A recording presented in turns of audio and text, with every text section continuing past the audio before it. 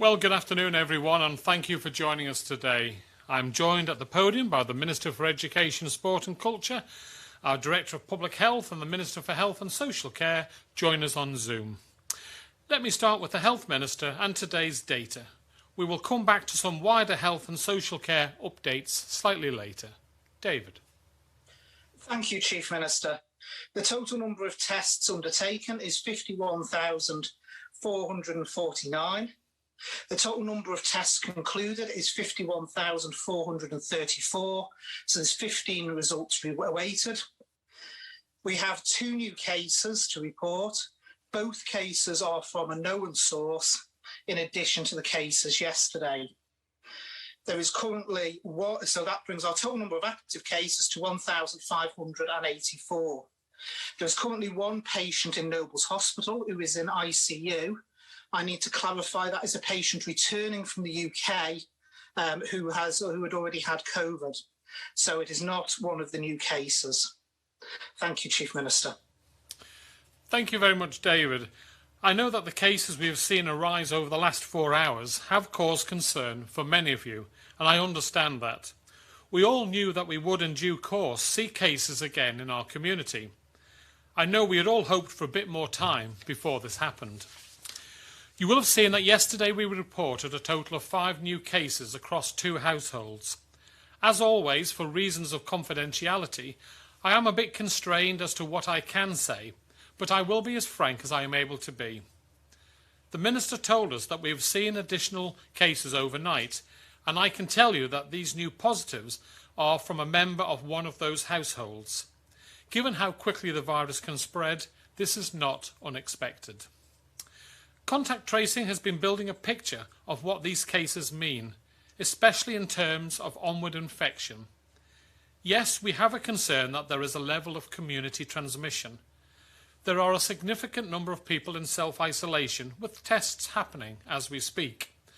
Those results will help us understand what we are dealing with. You will have seen yesterday that one of the chains that the team has been following relates to Bunschool, Ramsey. Let me invite the Minister for Education to update us on the work underway to ensure our schools are safe for our students and staff. Alex. Thank you. As you're aware, one of the recent cases of COVID identified over the last 48 hours is a child who attends Bunschool, Ramsey, one of our local primary schools. The department has been in close contact with the head teacher. I'd like to thank all the pupils and parents for their understanding and support during this period of concern for the people of Ramsey. I would also like to thank the teachers and staff for their amazing resilience and flexibility. After a deep clean overnight, the school reopened this morning. 327 children went back today, which is over 67%. The contact tracing team have been in touch with all the families and members of staff who are self-isolating and are arranging testing. We will continue to closely monitor the situation and provide regular updates as soon as we have any further information. In the meantime, I'd like to stress that if any child or adult feels unwell or has symptoms of COVID, please stay at home and dial 111 for advice. Thank you, Chief Minister. Thank you very much, Alex, and I would like to add my thanks to all those from Bunschool, Ramsey and other settings that have worked with our contact tracing team over the last 48 hours. One thing that has been encouraging has been that a number of settings involved have been using PPE and have social distancing regimes in place. This has made contact tracing easier and faster. This has allowed the team to focus their energy on those areas that cause more concern. This may be a good time to bring in our Director of Public Health for her update. Dr. Hewitt. Thank you, Chief Minister. And it's obviously disappointing that it appears we do still have a level of community transmission going on, and that the current cases are likely related to that, probably due to spread from the known transmission chains via people who remained asymptomatic or didn't come forward with symptoms.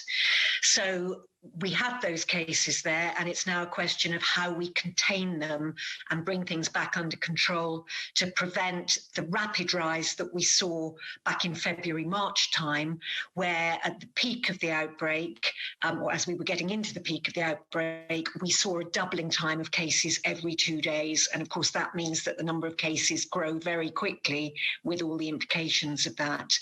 Clearly, we're in a better position now because more of our population has been vaccinated and have at least had the first dose, which gives the maximum part of the protection to be topped up by the second one later. So that is a pretty significant mitigation. We also still have a very robust test, trace and isolate system working, and that will certainly, with the vaccination, do a lot towards containing things. The next element that we need to think about, though, rather than compulsory lockdown, is what each and every one of us can do to protect ourselves and protect each other by simple everyday behaviours.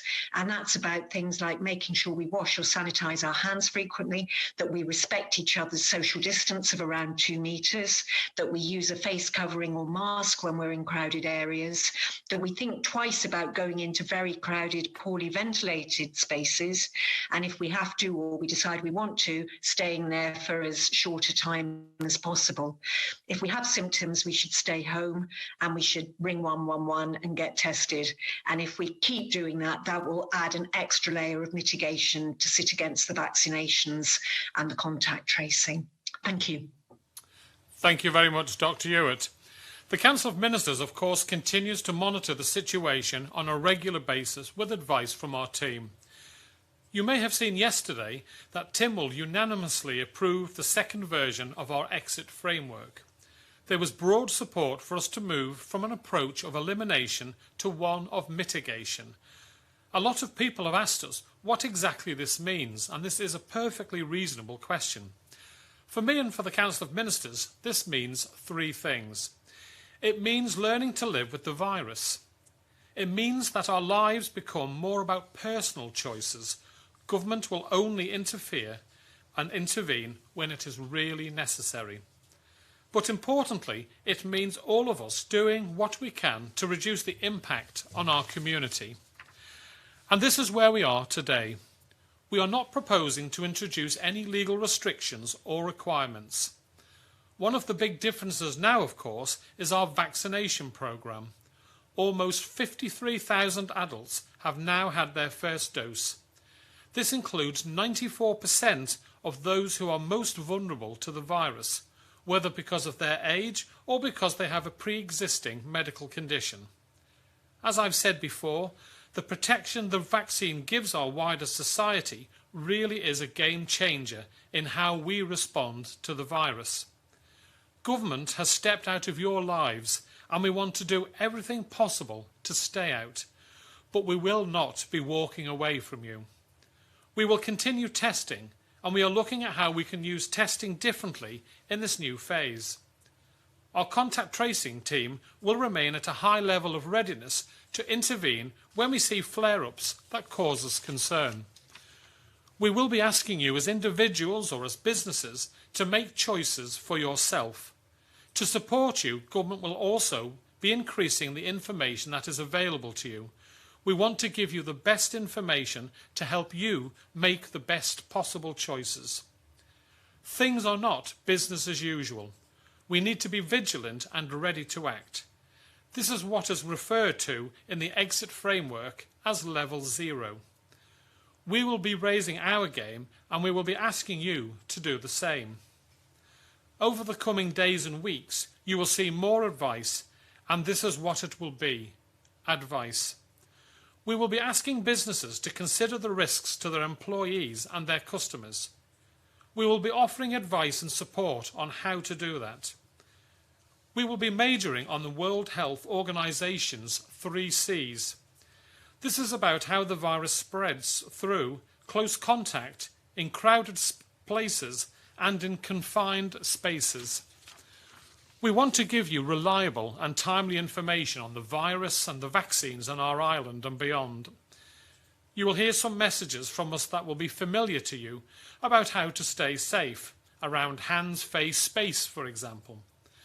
We want people and businesses to really think hard about personal distancing and face coverings.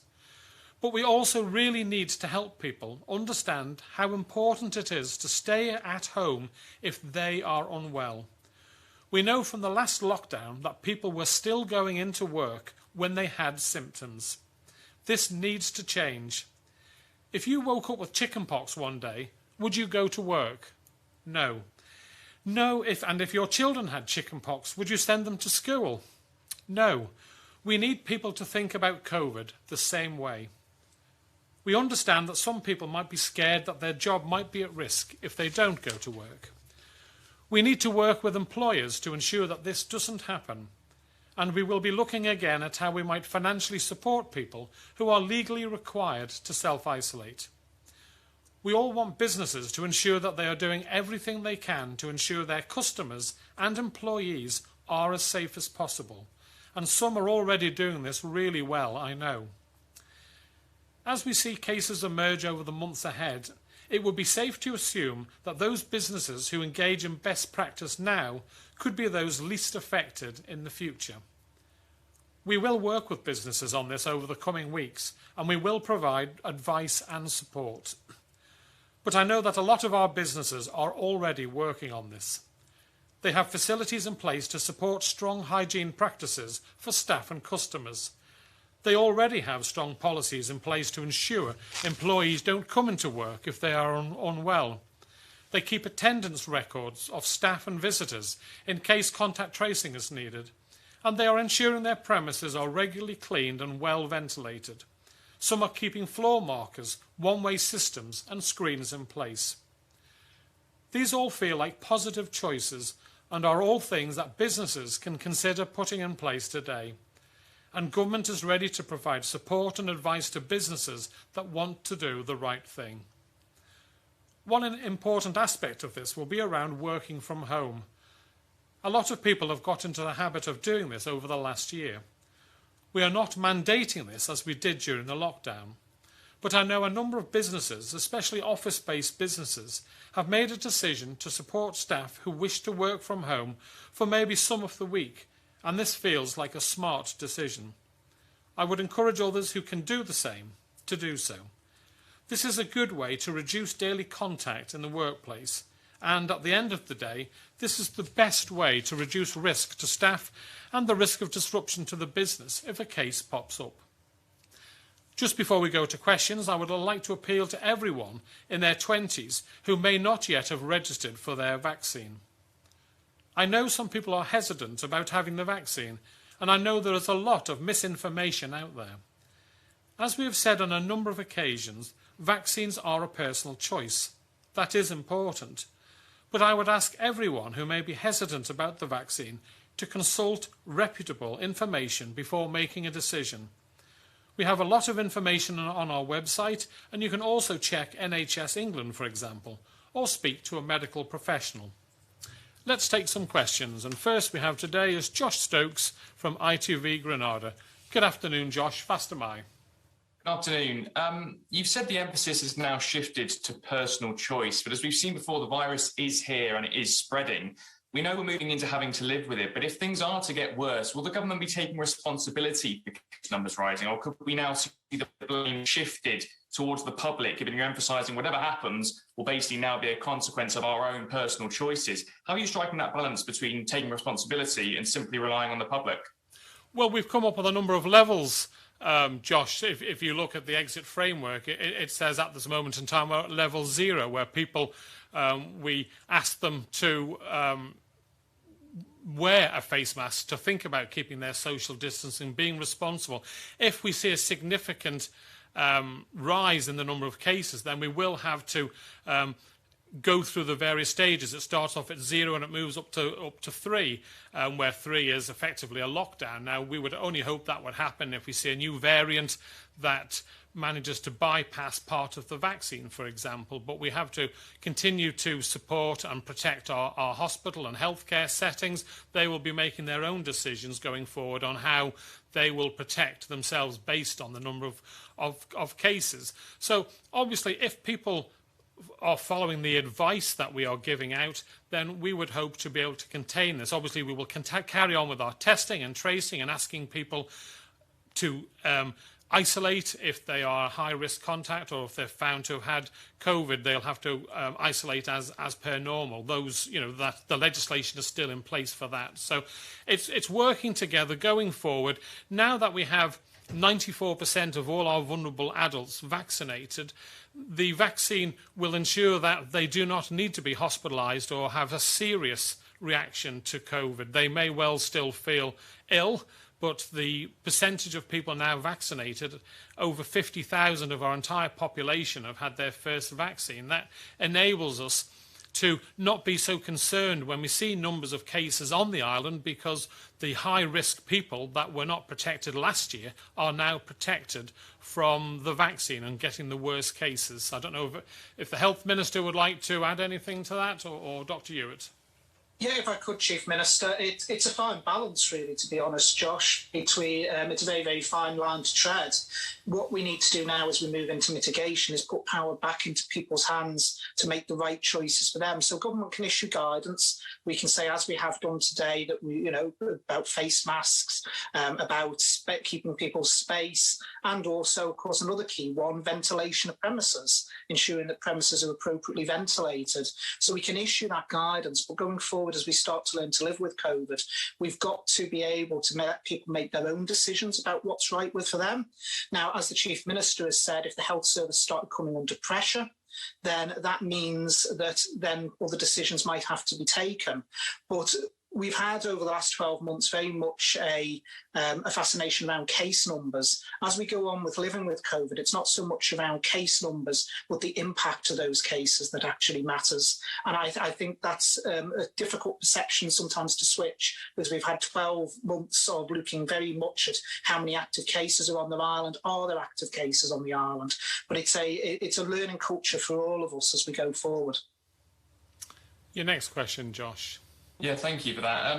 My second question again to you, Chief Minister. In our interview at the end of the second lockdown, you said it was highly unlikely another outbreak would occur, and by the end of the month, we were in our third lockdown.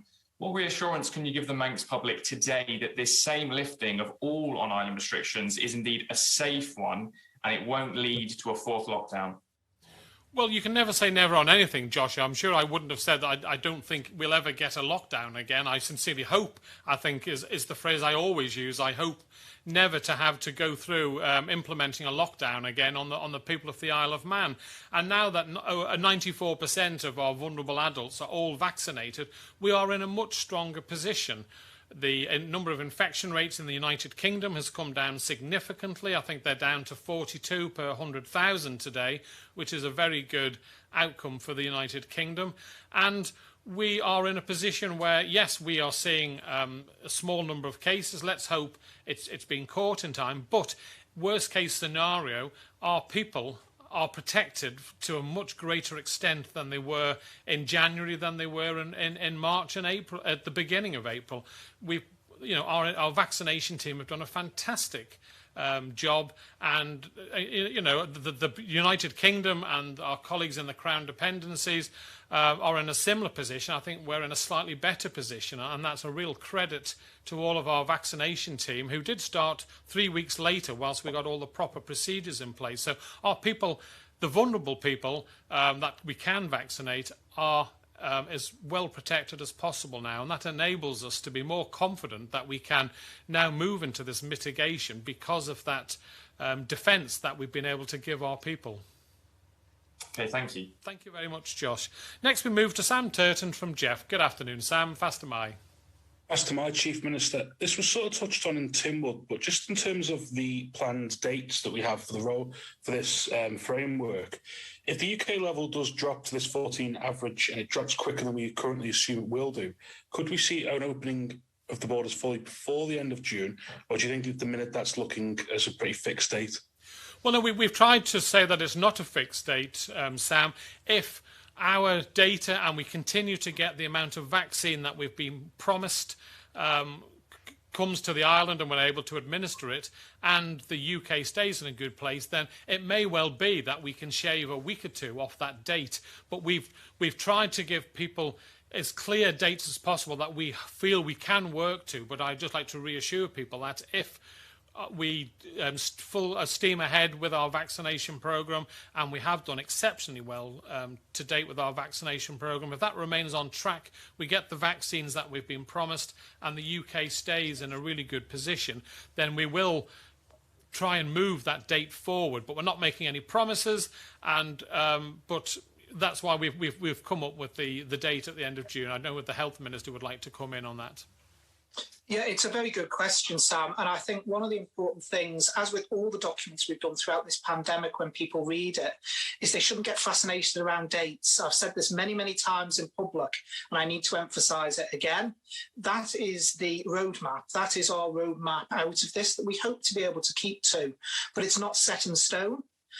We know and we've seen over the last 12 months how many different twists and turns this virus has had. In fact, I said in Tynwald yesterday that if we'd sold the script of our outbreaks to Hollywood, Hollywood probably would have rejected it as being too fanciful. So, you know, things are constantly changing.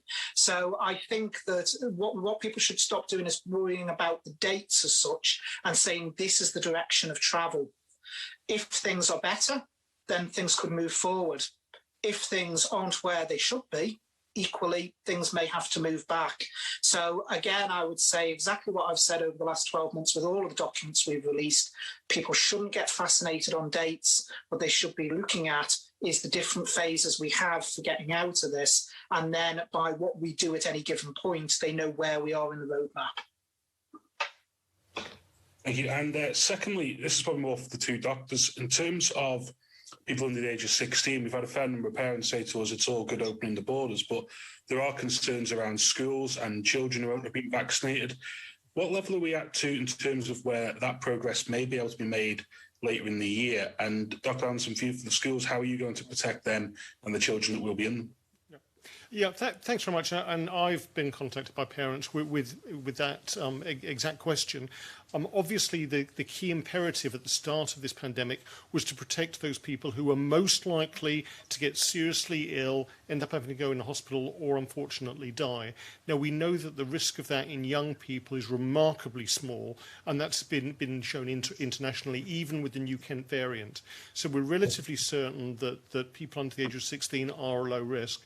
None of the vaccines are currently licensed for people under the age of 16.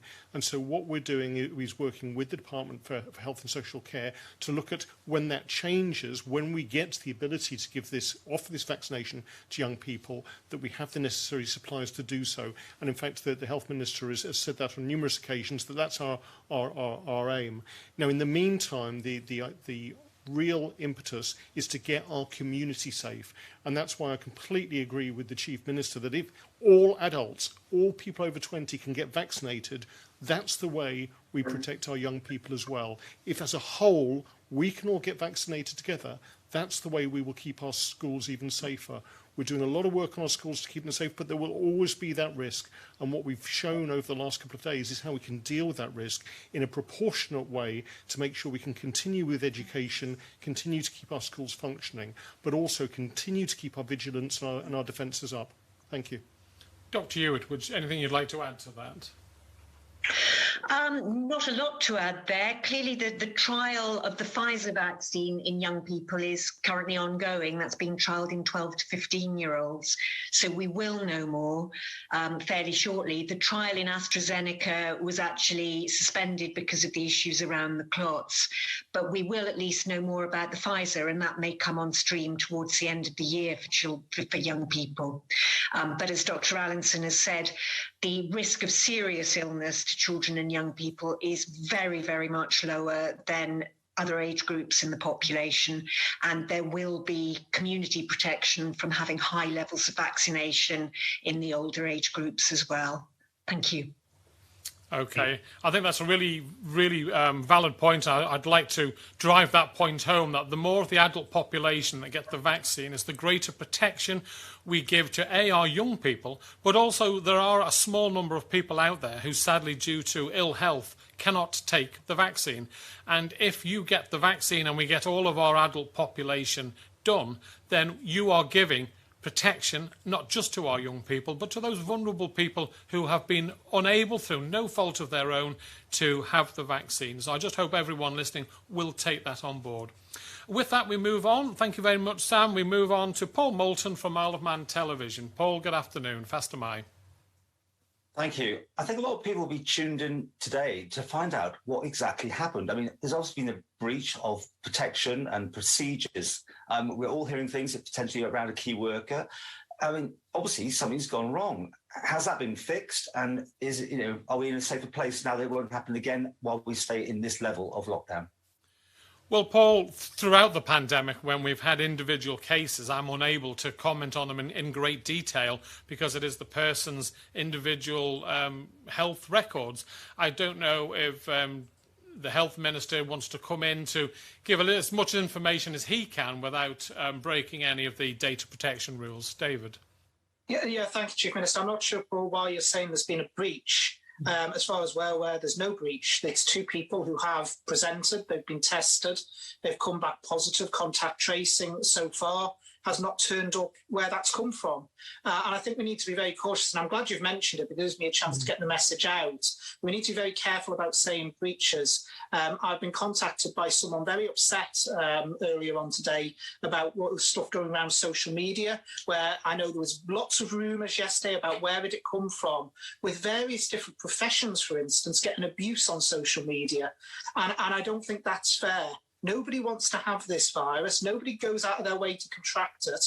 It's very important that when these things emerge, we have to remember the people who end up with the virus are victims themselves. Now, these are from an unknown source, so we need to be just a bit careful about suggesting there's been any form of breach or protocols haven't been followed that have actually led to this, because certainly as far as I'm aware as Minister for Health, that certainly isn't the case. These are two cases from an unknown source, just as we had many cases from an unknown source during the last month or so, earlier in late February.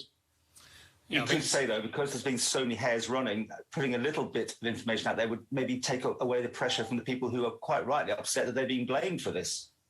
What we've got to do, Paul, is ensure that we maintain people's personal confidentiality. We can't go out giving information that would identify the individuals. That's unfair on them as well. We have given out what information we can, which is there's two cases from unknown source, and I make it absolutely clear on the record here that as far as I'm aware as Minister, those two individuals have done absolutely nothing wrong. They are victims in this, in the fact they have contracted this dreadful virus. Okay, my second question, you're saying advising people maybe to work at home, be more socially distanced. As employers yourself, of the civil service, are you telling people there or recommending that most civil servants, where possible now, should be working from home until further notice? Well, I know the Chief Secretary will be communicating with all government employees on this topic and giving advice on this. So it's where possible. Obviously, we have to run a government, we have to provide services to people which are face-to-face, but where the Chief Secretary and his team feel it's necessary, where we can, then obviously we will be looking into that. Thanks very much, Paul. OK, next we have Paul Hardman from Isle of Man Newspapers. Good afternoon, Paul. Fast am I. Fast am I, Chief Minister. My first question is also along the lines of how can we pursue a mitigation strategy when we still have this unvaccinated student population?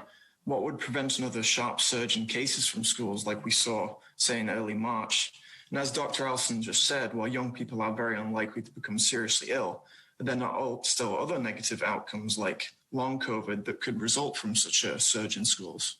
Yeah, I'll let Dr. Allison take this. Alex. Yes, I mean, in terms of a mitigation strategy, it is trying to deal with that risk and reduce it as much as possible, but be conscious that that risk will continue if we want to have a normal society, if we want to have all our schools open. So in terms of your specific comment about long COVID, yes, we know that young people can be affected by COVID. The information in terms of the rate of long COVID is still up for discussion. There are various different viewpoints on this because it's relatively new that it's affected young people, and we'll need to do some follow-up studies. What we're saying in terms of protecting our school communities is actually take those as part of the whole community. Again, make sure the vaccination programme carries on. Make sure those young people who may be thinking, oh, I'll leave it for a couple of months, get vaccinated now. I mean, we're one of the few places in the United Kingdom or the British Isles where anyone from the age of 20 can go online and register for the vaccination, and it's waiting for them. Please get vaccinated so we can protect our whole community in the same way as we used to do with flu. Protect young people by vaccinating the old. We can do this with coronavirus. As the science and the evidence develops, we will be able to offer vaccination for young people, and there are various studies going on of how we can provide that. For instance, over the last couple of years, we've been offering the flu vaccination to young people through a nasal spray. So all these things will develop, all these things will come in online, but to buy that time, we need the rest of the population to do the right thing, to actually look after themselves, to make those choices for themselves, but also to get vaccinated. Thank you, Chief Minister. Thank you very much, Dr. Hanson. And your next question, Paul. My second question for the Health Minister. Has the emergence of these new cases this week affected the planned reopening of care homes next Monday on April 26th? Well, that these days in the new world is a matter for Manx Care rather than myself. I certainly haven't been made aware of any issues in relation to the reopening at the moment, but I'm sure discussions will be ongoing. One of the things, of course, is in relation to care homes, we have vaccinated. I know that I think most people now have the second dose in those settings as well. So we have already provided maximum protection. That would be a matter for Manx Care now in the new health world that we live in. But certainly I've not been aware of any changes at the moment to the schedule. Thank you. Thanks very much, Paul. Now we move on to Rob Pritchard from 3FM. Good afternoon, Rob. Fast am I. Pastor Mike, Minister, my first question to the Health Minister. We're aware of some under-30s being offered the Oxford jab at the moment for one reason or another, even though they are meant to be getting the alternative where possible. Just for clarity, for anyone who is being offered the Oxford jab and they are under 30, could you explain the reasons why they may be offered that instead of the alternative that it's meant to be at the moment? Well, that's a very good question. Perfect timing, Rob, to raise it. Because there seems to be some misconception again about what the JCVI actually said. The JCVI did not say that people under 30 should receive the Pfizer jab. What they said is where an alternative is available, then they should be offered that alternative. So where there's an alternative to AstraZeneca, where there isn't an alternative to AstraZeneca, then AstraZeneca should still be offered and people should still get vaccinated. And they made absolutely clear, the JCVI, that the guidance was not due to safety concerns. The guidance was due to an abundance of caution. So where we have Pfizer available, that will be offered to the under-30s. But with the numbers that have been registered, we haven't got enough Pfizer to cover that at the moment. So it would mean people waiting until the stock, we get a set amount of Pfizer that arrives each week. So in the meantime, those under 30 may well be offered AstraZeneca. They do have the right, under 30, to turn around and say, no, actually, I want to wait for the Pfizer. But we are following the exact advice of the JCVI, that is where an alternative is not available, they should still be offered AstraZeneca. Thank you. Just as a supplementary to that one, are you worried then that because certain under-30s may not feel comfortable at the moment having the Oxford jab for whatever reason, that certain Oxford jabs may be wasted? No, in terms of Oxford and AstraZeneca, we can break the trays in a way that we can't with Pfizer because it's not the frozen down packed trays. So AstraZeneca, thankfully, is very, very different in that regard. But it's a good time for me to get the message out, Rob, because one of the things we need to do is for young people to come forward and get registered, because we know from our supply routes that come the 10th of May, we will be focusing on second doses.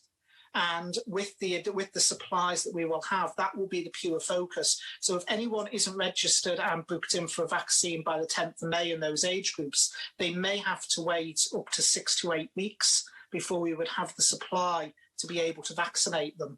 So it is important, as the Chief Minister and Dr. Allinson have just said throughout this conference, for young people to come forward as soon as possible and actually take up the offer of a jab, because they're helping to protect our island.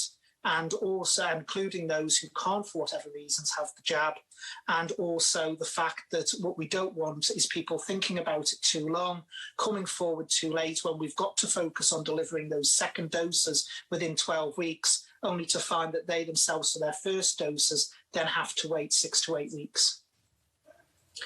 Thank you. My second question for the Education Minister, just to put a scenario to you, Dr. Allenson.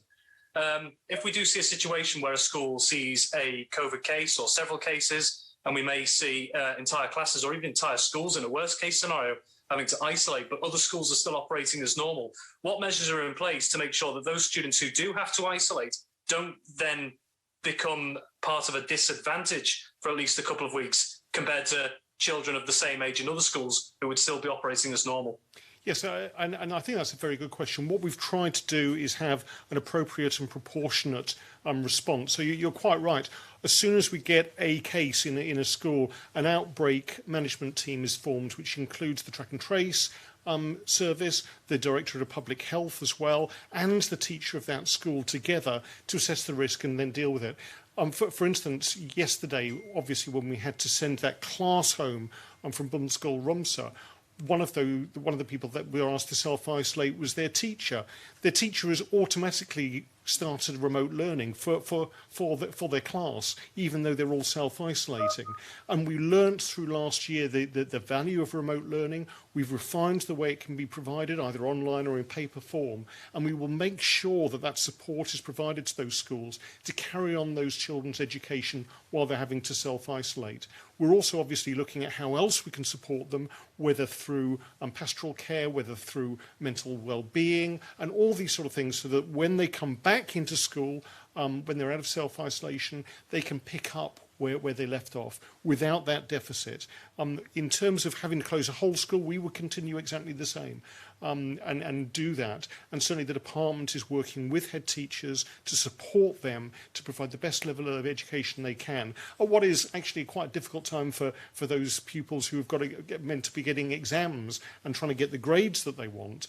We've got to look after these people to make sure they can move on to the next part of their education. Thank you.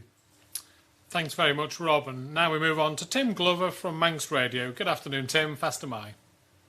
Fast am I. Good afternoon. All the variants of concern that we hear about are now confirmed in the UK. How concerned are you by the Brazil, Indian and South African variants? And what evidence is there now for in each of them having the potential to undermine the vaccination rollout, the current vaccine that we have?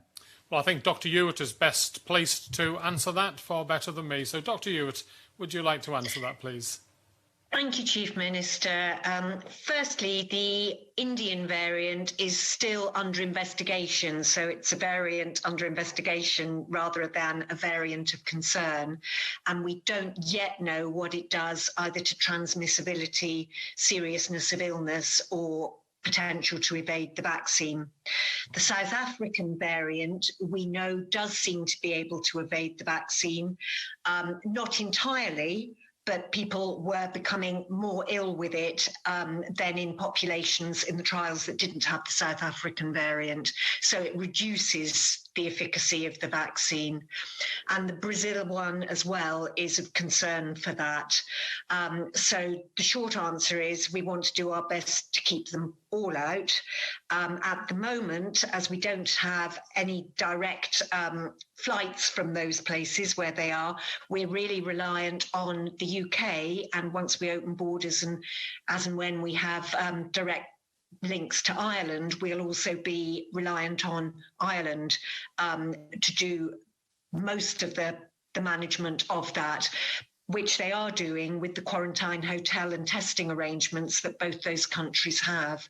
Obviously, the fact that variants are beginning to get at least a toehold in the UK is of concern, and there is a tiny amount of community spread, perhaps a little bit more than tiny, actually, if we look at the London current clusters of the South African variant.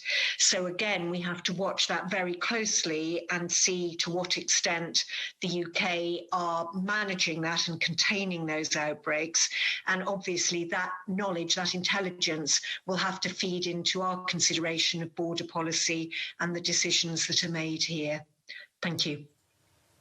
Thank you, Tim. And second question, the personal choices, staying off work when ill, you very heavily emphasise, but there's not really a level playing field out there. What about the self-employed, those struggling for money, those on 0 hours contracts? What choices have they got when putting food on the table is their priority in life?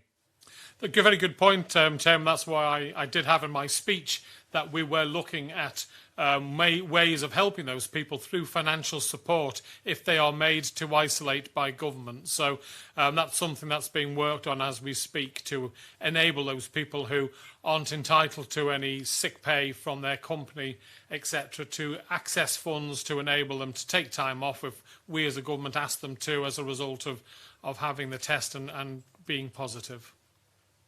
Thank you. Thank you all very much for your questions today. Please do everything you can to keep you and your loved ones safe. Dealing with and living with COVID on our island will be less and less about government and increasingly more about personal choice. As we step out of your lives, we need you to make the right decisions. Stay safe. Thank you all very much. Bye-bye.